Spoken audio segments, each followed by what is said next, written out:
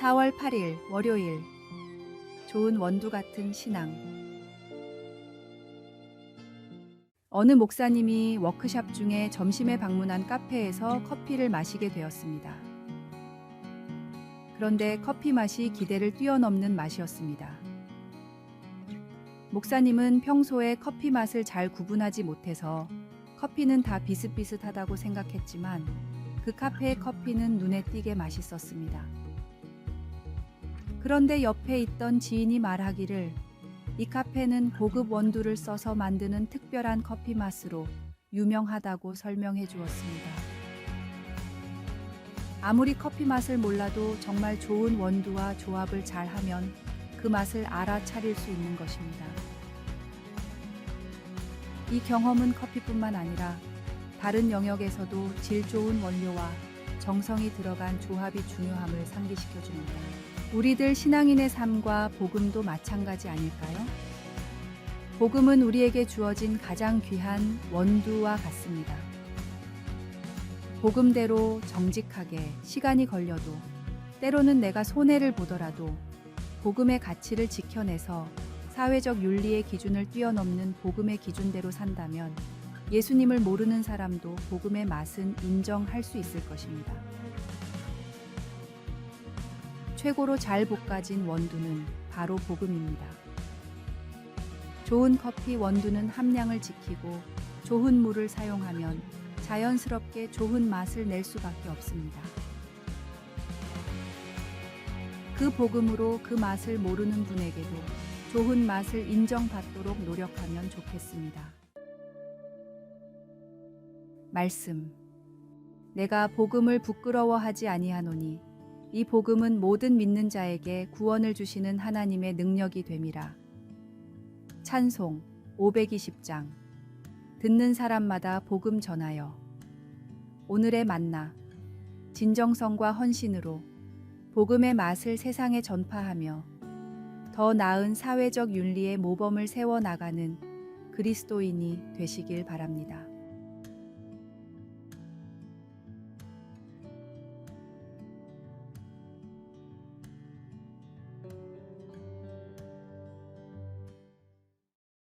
(4월 9일) 화요일.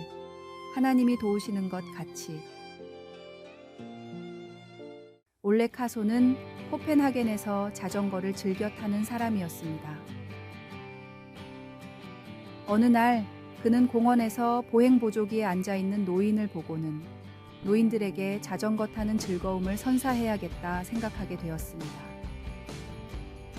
이 아이디어를 실현하기 위해 올레는 삼륜 자전거를 빌려 요양원에 가서 노인들을 태워주겠다고 제안했고 첫 탑승객들의 반응에 큰 기쁨을 느꼈습니다. 이 프로젝트는 시간이 흘러 57만 5천 명의 노인들에게 2,500만 번의 행복한 순간을 선사했습니다. 참여자들은 친구를 만나고 아이스크림을 즐기며 바람을 느끼는 소소한 기쁨을 경험했습니다. 이러한 활동은 참가자들의 삶의 질을 높여주었고 그들이 더 잘 자고 더 잘 먹고 더 적게 외로움을 느끼게 만들었습니다. 그 같은 은사는 하나님이 이사야 58장 10절, 11절에서 그의 백성들에게 하신 아름다운 말씀을 살아 숨 쉬게 합니다.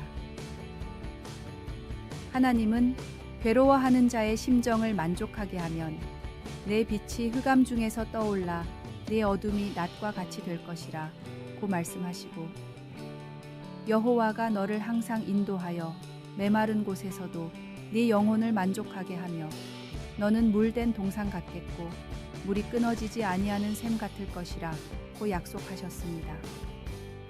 하나님은 그의 백성들에게 너희 자손들이 오랫동안 폐허가 된 곳을 재건하리라 고 말씀하셨습니다. 하나님은 우리를 통해 무엇을 하실 수 있을까요? 하나님께서 우리를 도와주시듯 우리도 항상 다른 사람들을 도울 준비가 되어 있기를 바랍니다. 말씀. 줄인 자에게 내 심정이 동하며 괴로워하는 자의 심정을 만족하게 하면 내 빛이 흑암 중에서 떠올라 내 어둠이 낮과 같이 될 것이며. 찬송 329장. 주날 불러 이르소서. 기도. 주님, 우리가 타인의 삶을 풍요롭게 하는 데 쓰임받게 하시고 작은 행동 하나하나가 주변 사람들에게 긍정적인 영향을 미칠 수 있도록 우리의 마음을 인도해 주소서. 아멘.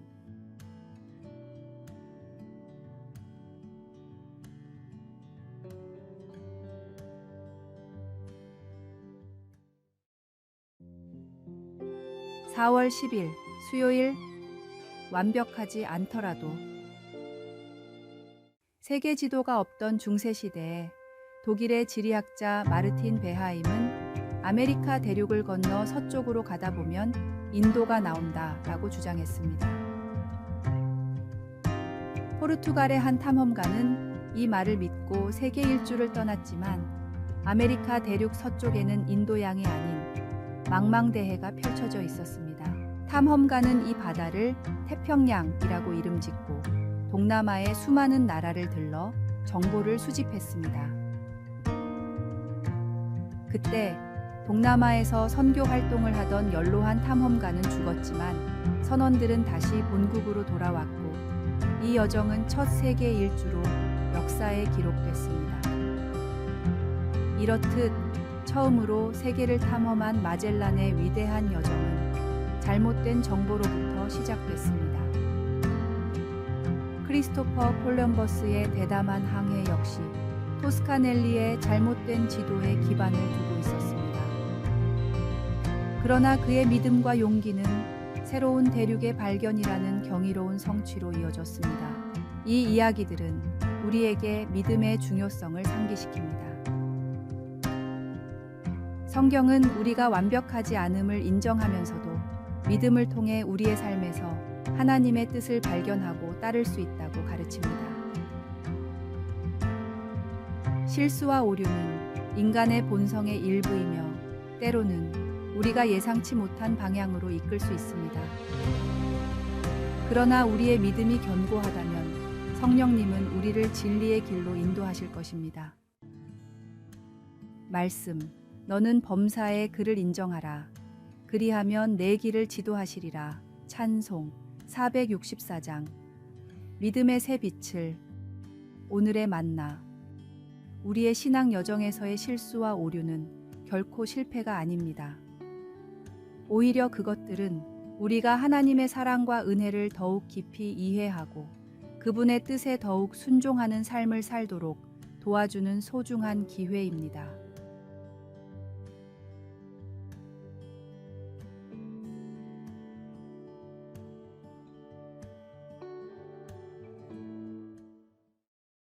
(4월 11일) 목요일.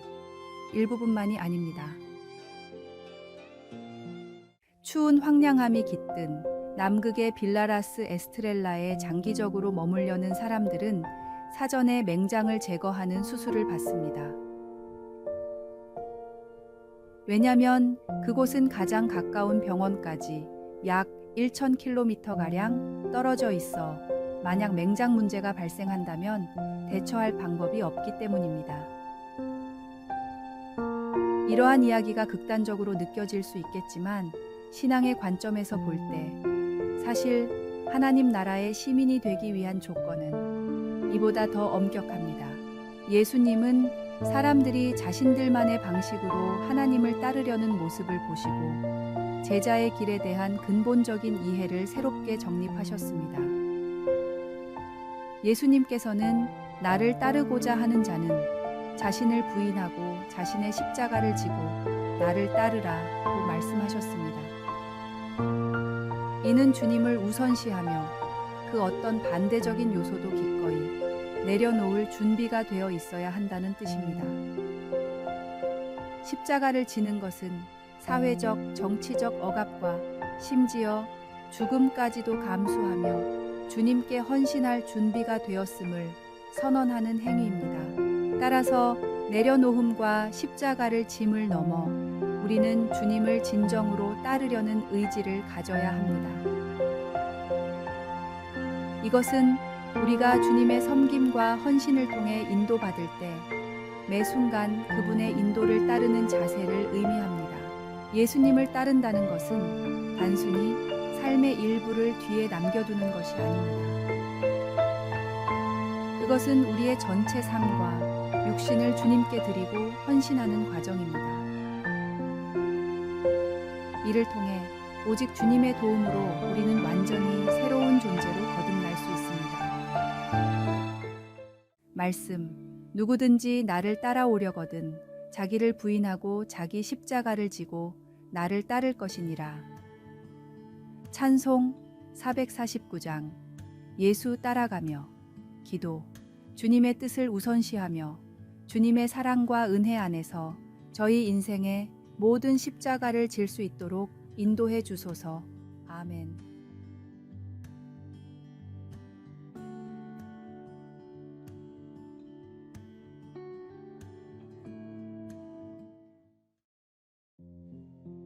(4월 12일) 금요일.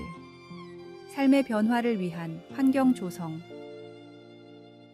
뛰어난 작문 실력을 가졌지만 워낙 놀기를 좋아해 책을 쓰지 못하는 한 작가가 있었습니다. 평소처럼 놀러 나갈 준비를 하던 작가는 갑자기 무슨 생각이 들었는지 하인들을 부른 후 입고 있던 옷을 전부 벗어 나눠주며 밤이 될 때까지 무슨 일이 있어도 옷을 가져오지 말라고 엄명을 내렸습니다. 나가고 싶은 욕구를 이겨내지 못하자 강제적으로 나갈 수 없는 환경을 만든 것입니다. 열심히 글을 쓰던 남자는 몇 년 후 레미제라블이라는 부르의 명작을 완성했습니다. 나가고 싶은 욕구에 계속 굴복했다면 우리가 아는 빅토르 위고는 오늘날 존재하지 않았을 것입니다. 작가 수업의 도러시아 브랜디 역시 좋은 글을 쓰기 위해서 오후가 될 때까지는 절대로 집 밖으로 나가지 않았고 심지어 집 안에서 다음과 같은 규칙을 세웠습니다. 첫째, 글을 써도 되고 쓰지 않아도 된다. 둘째, 그러나 글쓰기 외에 다른 일은 하지 않는다. 이 방법으로 도러시아는 훌륭한 책들을 많이 써냈고 또한 동시대의 많은 미국 작가들이 이 방법으로 훌륭한 책을 써냈습니다. 의지도 중요하지만 환경도 중요합니다. 성도에게 하나님의 말씀을 묵상하고 기도로 대화하는 것은 아주 중요한 일입니다. 성령의 충만함을 위한 환경으로 내 삶을 조정하십시오. 기도의 공간을 마련해 보거나 스마트폰 같은 디지털 장치가 주는 방해를 최소한 해봅시다.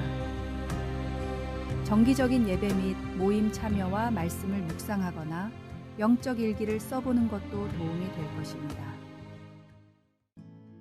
말씀, 그런즉 너희가 어떻게 행할지를 자세히 주의하여 지혜 없는 자 같이 하지 말고 오직 지혜 있는 자 같이 하여 세월을 아끼라. 때가 악하니라. 찬송 573장. 말씀에 순종하여. 오늘의 만나. 하나님과의 꾸준한 교제와 말씀 묵상을 통해 우리는 영적으로 성장하고 그분의 뜻에 더욱 순종하는 삶을 살 수 있습니다.